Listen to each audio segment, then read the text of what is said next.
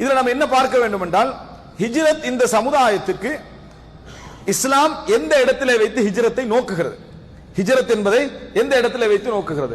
இஸ்லாமிய சமுதாயத்தில் நீங்கள் பார்க்கலாம், ஒன்று அத்தாவா, மார்க்க பிரச்சாரம், ஒன்று மார்க்க பிரச்சாரம். அடுத்தது என்ன? அல் ஜிஹாத், போராட்டம், யுத்தம். இந்த இரண்டுக்கு மத்தியில் இடைப்பட்ட ஒரு விஷயம் தான் ஹிஜ்ரா, துறவரம். அதாவது துறவரம் என்ற நாட்டை துரத்தல், நாட்டை துரத்தல். அதாவது அந்த ஊரை விட்டு போறது. எதுக்காக வேண்டி போறது? அந்த ஊருக்கு போனா நல்ல பிசினஸ், நல்ல வருவாய், நல்ல என்னது எல்லா செட்டப்பும் அமைஞ்சிரும் என்பதற்காக அங்க போய் ஒரு பள்ளியை கட்டணும்னு ஹிஜ்ரத் செஞ்சு வந்துட்டான்னு நினைச்சிடக்கூடாது. எதுக்காக வேண்டி போகணும் என்றால், இங்க மார்க்கம் செய்ய முடியாது, இங்க மார்க்கம் செய்ய முடியாது, செய்வதற்கான வழி எனக்கு இல்லை, நான் பல கஷ்டங்களுக்கு மத்தியிலும் துன்பங்களுக்கு மத்தியிலும் தான் என்ன செய்ய வேண்டியிருக்கும். அங்க போனோம் என்று சொன்னால் அல்லாஹ்வுடைய மார்க்கத்தை என்ன செய்யலாம், நல்ல முறையில் நான் நடைமுறைப்படுத்தலாம் என்பதற்காக அங்குள்ள நிலத்தை விட்டுட்டு, அங்குள்ள வீட்டை விட்டுட்டு என்ன செய்யறது, போறது.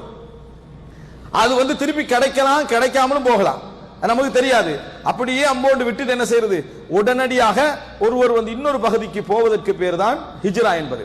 அப்ப ஒரு மனிதன் தான் மார்க்க ரீதியாக வாழ்வதற்கு, அந்த மார்க்க ரீதியான வாழ்க்கையை பிரச்சாரம் செய்வதற்கு அடிப்படை உரிமை எல்லோருக்கும் இருக்கணும். மார்க்க ரீதியாக வாழ்வதற்கும், தான் வாழுகின்ற வாழ்க்கையை மற்றவருக்கு சொல்வதற்கும் உலகத்தில் எல்லா நாட்டிலையும் உரிமை என்ன செய்யணும், இருக்க வேண்டும். அந்த உரிமை பறிக்கப்படுகிற நேரத்தில் ஒருவர் எடுக்கிற முடிவு தான் என்னது, ஹிஜ்ரத். அந்த உரிமை பறிக்கப்படுகிற நேரத்தில் ஒருவர் எடுக்கிற முடிவு ஹிஜ்ரத்.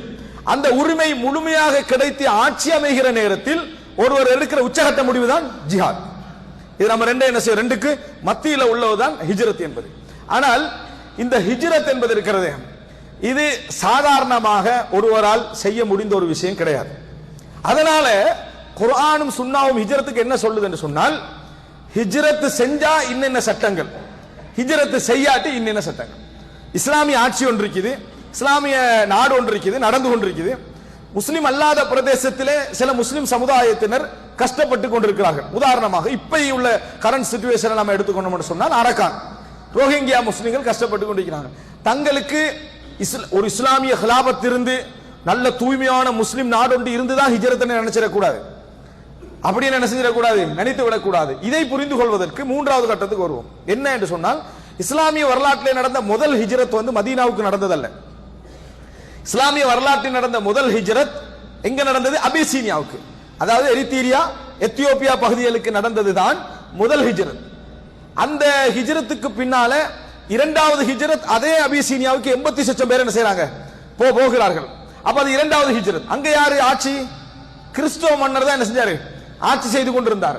அங்க ஏன் போனாங்கன்னு சொன்னால், உலகத்திலேயே மிகப்பெரிய மிக புனிதமான பூமியான மக்காவில் ஏகத்துவத்தை நடைமுறைப்படுத்த முடியவில்லை. ஆனா கிறிஸ்தவர் ஆண்டு கொண்டிருக்கக்கூடிய இஸ்லாமிய வரலாற்றில் எந்த புனிதமும் அறிவிக்கப்படாத பூமியில இஸ்லாத்தை என்ன செஞ்சது, நடைமுறைப்படுத்த முடிந்தது. அதனால என்ன செய்தார்கள், அங்கே ஹிஜ்ரத்து போனார்கள். எனவே இந்த இடத்துல நம்ம ஹிஜ்ரத் என்பது இஸ்லாமிய ஆட்சி செஞ்சு ஆட்சியாளர் இருந்து சட்டங்கள் எல்லாம் நடைமுறைப்படுத்துறதுக்கு தான் ஹிஜ்ரத்னு நினைச்சிடக்கூடாது. அப்படி என்று சொன்னால் இது ஹிஜ்ரத்தே அல்ல. எது, அபிசீனியாவுக்கு போனது ஹிஜ்ரத்தே அல்ல என்று என்ன செய்துவிடும், ஆகிவிடும். ரசூலுல்லாஹி ஸல்லல்லாஹு அலைஹி வஸல்லம் அஸ்மா பின்த் உமைஸுக்கு சொன்னது என்னது, லக்கும் ஹிஜ்ரத்தான், உங்களுக்கு 2 ஹிஜ்ரத் செய்த கூலி உண்டு, உங்களுக்கு 2 ஹிஜ்ரத் செய்த கூலி உண்டு என்று சொல்லி ரசூலுல்லாஹி ஸல்லல்லாஹு அலைஹி வஸல்லம் என்ன செய்தார்கள், இந்த அபிசீனியாவுக்கு போன நிகழ்வை சொன்னார்கள் என்பதை பார்க்கிறோம். இது இரண்டாவது. ரசூல் ஸல்லல்லாஹு அலைஹி வஸல்லம் ஒரு ஹிஜ்ரத் போனாங்க. அதுக்கு முன்னால் எங்க தாயிஃபுக்கு ஏன் ரசூலுல்லாஹ் போனாங்க, பிரச்சாரம் செஞ்சுட்டு வருவதற்கல்ல, அங்க நம்மளுக்கு பிரச்சாரம் செய்வதற்கான வாய்ப்பு சூழல் அமையுமா என்பதற்காக ரசூல் ஸல்லல்லாஹு அலைஹி வஸல்லம் அவர்கள் போனார்கள். எனவே ரசூல் ஸல்லல்லாஹு அலைஹி வஸல்லம் அவர்களுக்கு முன்னால் எத்தனை ஹிஜ்ரத் நடந்திருக்குது, 3. அதாவது நம்ம அழைக்கப்படுகின்ற இந்த ஹிஜ்ரத்துக்கு முன்னால 3 ஹிஜ்ரத் நடக்குது. இந்த 3 ஹிஜ்ரத்தும் இஸ்லாமிய நாட்டை நோக்கிய ஹிஜ்ரத் அல்ல, முழுமையான இஸ்லாம் நடந்து கொண்டிருக்கக்கூடிய ஹிஜ்ரத் அல்ல, அல்லது ஆட்சியே இல்லாத பிரதேசத்துக்கான ஹிஜ்ரத்தும் அல்ல, இஸ்லாமிய சட்டம் அல்லாத விஷயங்கள் நடந்து கொண்டிருக்கக்கூடிய நாடுகளுக்கான ஹிஜ்ரத். ஆனா என்ன செய்யலாம், இணை வைக்காமல் இருக்கலாம், இணை வைக்காமல் இருக்கலாம். தூய்மையான இஸ்லாத்தை நாங்க எங்களுக்குள்ள என்ன செய்யலாம், தொழலாம், அதான் சொல்லலாம், 5 நேரம் தொழுது கொள்ளலாம், ஜக்காத்தை கொடுத்து கொள்ளலாம், நாங்க மார்க்கத்தோடு என்ன செய்யலாம், எந்த டிஸ்டர்பன்ஸும் இல்லாமல் வாழ முடியும். அதற்காக ரசூல் ஸல்லல்லாஹு அலைஹி வஸல்லம் என்ன செய்றாங்க, அங்க ஹிஜ்ரத் போக அனுமதித்தார்கள் என்பதை பார்க்கிறோம்.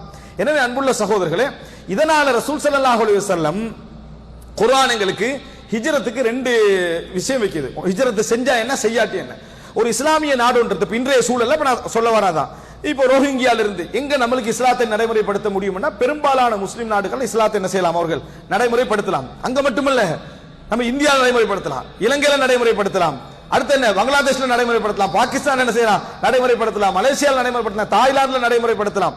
இப்படி தாங்கள் முடிந்த அளவுக்கான வாழ்றதுக்கு சுதந்திரத்தோட வாழ முடிந்த நாடுகள் ஏராளம் என்னது உண்டு.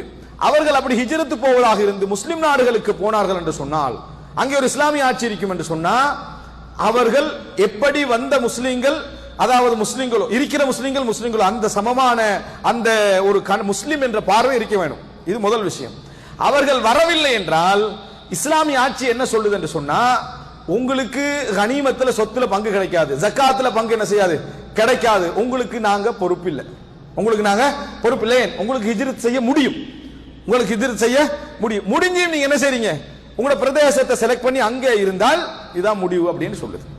ஆனால் மூன்றாவது ஒரு கட்டம், நிர்பந்திக்கப்பட்டு அவர்கள் வராமல் இருந்தால் அவங்களுக்கு போக இயலாது, அடி கொலை, ஊரை விட்டு வெளியே போனாலே என்ன கொலை, இந்த பயத்தால போகாமல் இருந்தார், மார்க்கத்தில் அவர்கள் உங்களிடத்தில் உதவி தேடினால் நீங்கள் ஆற்றல் உடையவர்களாக இருந்தால் அவங்களுக்கு என்ன செய்யணும், கட்டாயம் உதவி செய்ய வேண்டும் என்று சொல்லுது. எனவே ஹிஜ்ரத் என்பது ஒரு பெரிய தலைப்பு. ஹிஜ்ரத் என்பது ஒரு பெரிய தலைப்பு. என்ன, எனது மார்க்கத்தை நான் நடைமுறைப்படுத்திக் கொள்வதற்கு தோதுவான ஒரு இடத்தை, ஒரு கிரவுண்டை தேடி போவதுதான் ஹிஜ்ரத் என்பது. அதை ஒருவர் போகலாம், போகாமலும் என்ன செய்யலாம் இருக்கலாம். ஆனால் அந்த மாதிரி நேரத்தில் ஆட்சியுடைய சட்டங்கள் என்ன செய்யும், வித்தியாசப்படும் என்பதை இஸ்லாம் எங்களுக்கு சொல்கிறது. அன்புள்ள சகோதரர்களே, நான்காவது விஷயம், இதையெல்லாம் தாண்டி இஸ்லாம் எதிலையும் யதார்த்தத்தை பார்க்கும், எதிலையும் யதார்த்தத்தை பார்க்கும். முஜாஹிதாக இருந்து அல்லாஹ்வுடைய பாதையில போராடி ஷஹீதாகின்றவன் நாளை மறுமையில் எங்க போவான், நரகம் போவான்.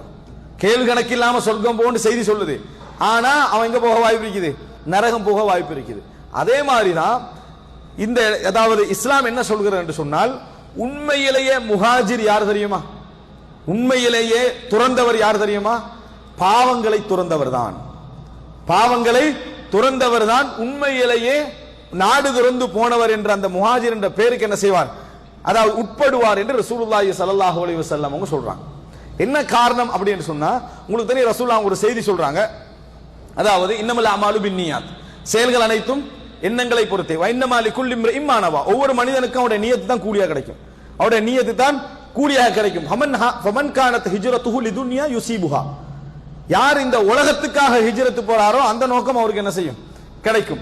வமன் கானத் ஹிஜ்ரத்துஹு லிம்ரஅத்தின் யன்கிஹுஹா, யாருக்கு ஒரு பெண் அந்த ஊருக்கு போனா திருமணம் முடிக்கலாம் என்ற ஒருத்தர் ஹிஜ்ரத் போனா அந்த நோக்கம் அவருக்கு, அது அவருடைய நோக்கம். வமன் கானத் ஹிஜ்ரத்துஹு இலல்லாஹி வ ரசூலிஹி ஃபஹிஜ்ரத்துஹு இலல்லாஹி வ ரசூலிஹி, யார் அல்லாஹ்வுக்கும் ரசூலுக்குமாக ஹிஜ்ரத் போகிறாரோ அவருக்கு அந்த கூலி உண்டு என்று ரசூலுல்லாஹி ஸல்லல்லாஹு அலைஹி வஸல்லம் என்ன செய்றாங்க, சொல்வதை பார்க்கிறோம். எனவே ஒருவர் ஊர் துறந்து ஊர் போறாரு, அல்லாஹ்வுடைய பாதையில போறாங்க, சிலர் அப்படி போறத ஹிஜ்ரத் என்றெல்லாம் எழுதுறாங்க. ஆனா அங்க போன அவர்களுடைய முழு லட்சியமா எதிர்க்குது, இடம் வாங்குறது, நிலம் வாங்குறது, வீடு கட்டுறது, திருமணம் முடிக்கிறது.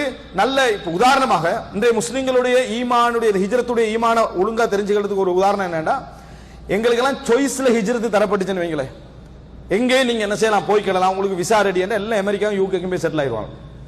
விளங்கிட்டா, எங்க போயிடுவாங்க, ஹிஜ்ரத்துடைய எங்களுடைய எய்ம் பெரும்பாலும் இருக்கிற இடம் எதுன்னா ஹிஜ்ரத். இப்ப நீங்க போகலாம், உங்களுக்கான எல்லா நாட்டுக்கும் விசா ரெடி என்ன, நம்ம அங்கே போயிடுவோம். என்னது, அங்க போற நிலைமையில தான் இருக்கிறதே தவிர கொஞ்சம் மக்காவுக்கு போய் நல்லா தொழுதுகிறது, இபாதத்தோடு அங்க வாழுவோம் என்ற சிந்தனைகள் பெரும்பாலும் குறைவு. இல்லைன்னு சொல்லல, பெரும்பாலும் என்ன குறைவு, எல்லாமே அல்லாஹ்வுடைய பூமி தான். அப்ப 1000 குர்ஆன் வசனம் என்ன செய்யும், ஞாபகம் அங்க போகக்கூடிய மனோநிலையில் தான் நாங்க நிறைய பேர் என்ன செய்கிறோம், இருந்து கொண்டிருக்கிறோம்.